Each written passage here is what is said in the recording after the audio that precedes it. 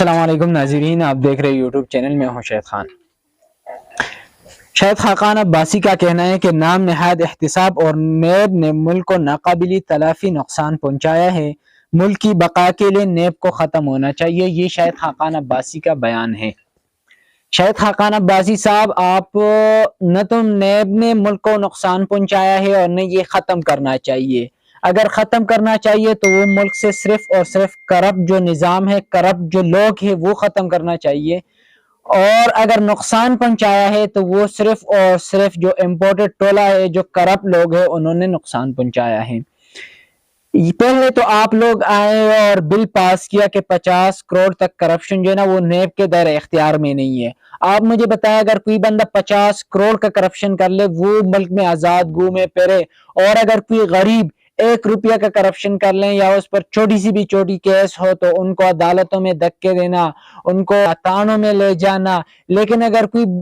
سیاسی یا پولیٹیکل آدمی یا کوئی بڑے عہدے پر فائز آدمی اس طرح کر لیں تو اس کا کوئی ایشوز نہیں ہے، کیونکہ اس کے لیے انہوں نے نیب کا جو قانون ہے وہ چینج کیا ہوا ہے۔ اور 50 کروڑ تک کرپشن جو ہے نا وہ کرپشن ہی نہیں سمجھتا ہے یہ لوگ۔ اگر آپ 50 کروڑ کا کرپشن کر لے کوئی ایشوز نہیں ہے، کیونکہ وہ نیب کے دائرہ اختیار میں نہیں ہے، اور ان کے لیے اور کوئی ادارہ ایسا ہے نہیں کہ وہ آپ سے پوچھے۔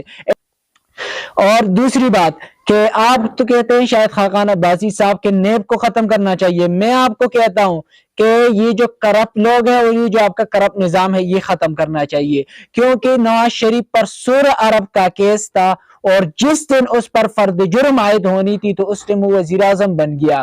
جو اسحاق ڈار جو پاکستان کی عدالتوں نے مفرور اور اشتہاری قرار دیا تھا، وہی اسحاق ڈار یہاں سے بھی وزیر اعظم کے پروٹوکول میں گیا تھا لندن، اور واپسی میں بھی وہی اسحاق ڈار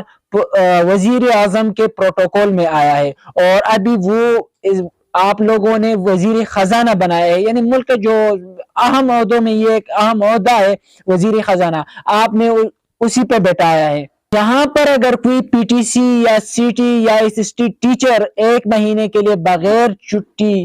یا بغیر کوئی درخواست یا بغیر اجازت چھٹی کر لے یا کہیں چلے جائے اور وہ ڈیوٹی نہ کرے، تو 1 مہینے بعد اگر وہ آتے ہیں تو اس کا سسپینڈ آرڈر جو ہے نا وہ پہلے سے ہو چکا ہوتا ہے، وہ پہلے سے ہی سسپینڈ ہو گیا ہوتا ہے۔ لیکن اسحاق ڈار 4 سال وہ باہر لندن میں، اور اس کے باوجود عدالتوں نے اشتہاری اور مفرور قرار دیا ہے، اس کے جائیدادیں نیلام ہو چکی تھی، اور اس کے باوجود جب وہ آتا ہے تو وہ اب سینٹ کا حلف بھی اٹھاتا ہے، اور اس کے بعد سینٹ سے جتنے بھی 4 سالوں کو جو تنخواہ ہے وہ بھی لیتی ہے، اور وزیر خزانہ بھی بنتا ہے۔ تو یہی ہمارا پاکستان ہے، اور یہی پاکستان یہی لوگ جو ہے نا انہوں نے پاکستان کو نقصان پہنچایا ہے، انہوں نے پاکستان کو تباہ و برباد کیا ہے۔ تو نیب کو ختم نہیں کرنا چاہیے، اور آپ اپنے آپ میں تبدیلی پیدا کریں تاکہ آپ پر انگلیاں نہ اٹھائے، آپ کرپشن نہ کریں۔